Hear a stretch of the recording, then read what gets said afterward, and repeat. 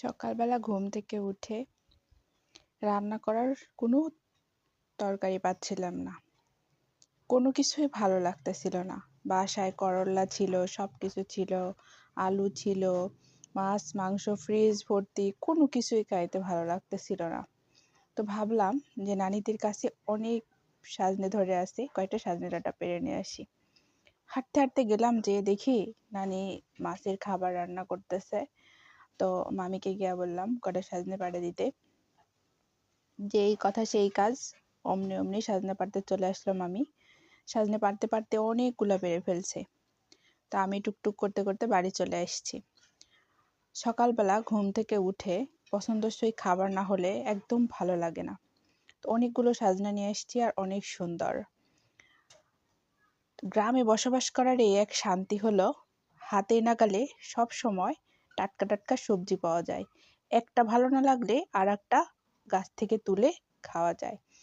তো আমি এই সজনে ডাঁটাগুলো এরকম করে ছোট ছোট পিস করে কেটে নিয়ে তারপরে সজনে ডাঁটাগুলোর ওপর থেকে এই খোসাগুলো ছেড়ে নিয়েছি। কি সুন্দর দেখা যাচ্ছে খোসাগুলো। আমার সবুজ শাকসবজি খুব ভালো লাগে, আর এই সজনে ডাঁটা আমার মায়ের আর আমার খুব পছন্দ।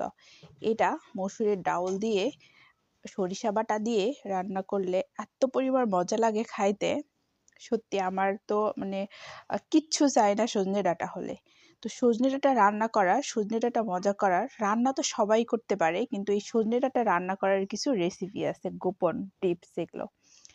এই সজনে ডাঁটা রান্না করার জন্য কাঁচামরিচের পাশাপাশি শুকনো কয়েকটা মরিচ, একটু জিরা, একটা এলাচ, একটু সরিষা বাটা পিষে নিলে, এইগুলা বাটা দিয়ে রান্না করলে, সরিষা বাটা দিয়ে আর এত পরিমাণ জমে যায়, মনে হয় যেন অমৃত খাচ্ছি।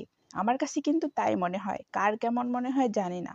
তো আমি কথা বলতে বলতে কিন্তু সরিষা বাটা বেটে নিলাম, এখন মরিচটা বেটে নিব।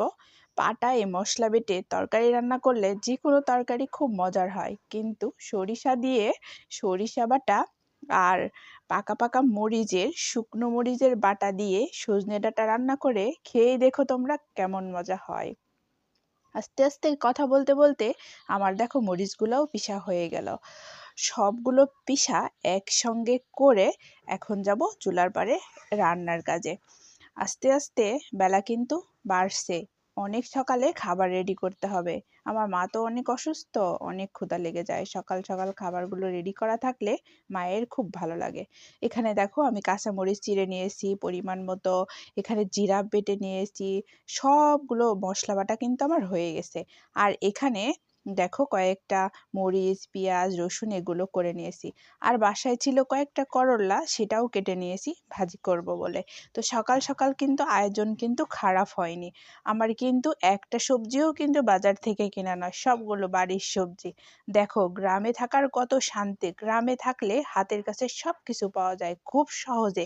একদম টাটকা শাক সবজি তরকারিতে গ্রামের বাড়ি একদম ভরপুর আমাদের। সব কিছু মিলে যদি এরকম আয়োজন হয়, তারপরেও কিন্তু আমরা রান্না করি মাটির চুলায়। আর মাটির চুলার তরকারি এত লোভনীয় হয়, যদি কেউ কখনো খেয়ে থাকো বা খেয়েছো এরকম করে মাটির চুলায় সজনে ডাঁটা রান্না করা, তাহলে স্বাদটা বলতে পারবে। অসম্ভব মজার হচ্ছে একটা রান্না। যারা সজনে ডাঁটা পছন্দ করো, যারা সজনে ডাঁটা লাভার, তারা বুঝতে পারবে এই রান্নাটার মজাটা কি। তারপরে সবগুলো মশলা এখানে অ্যাড করার পরে, মানে দিয়ে দেওয়ার পরে, আমি এটা হাত দিয়ে মাখো মাখো করে তারপরে একটু এর সঙ্গে পানি দিয়ে দিব, মানে যেটাকে বলে হাতে মাখিয়ে রান্না। মাটির চুলায় একদিকে খড়ি দিয়ে তারপরে হাতে মাখানো, তারপরে পাটার পিষা মশলা, এর মধ্যে আছে আবার সরিষা বাটা। সোনায় সোহাগা বলতে হয়। সজনে ডাঁটা কিন্তু জমে গেছে। আজকে সকালের খাবারটা কিন্তু আমাদের অসম্ভব মজার ছিল। তোমরা যারা দেখছো এইরকম লোভনীয় খাবার যদি খেতে চাও, তাহলে কষ্ট করে এইরকম করে মজার মজার রান্না করে তোমরাও কিন্তু খেতে পারো। দেখো আমার কিন্তু পানি দেওয়া হয়ে গেছে, তারপরে আমি আর একটু পানি অ্যাড করব। দেখো এখানে কিন্তু আমার সজনে ডাঁটা হয়ে গেছে। কি সুন্দর কালার আসছে আর কি লোভনীয় দেখা যাচ্ছে।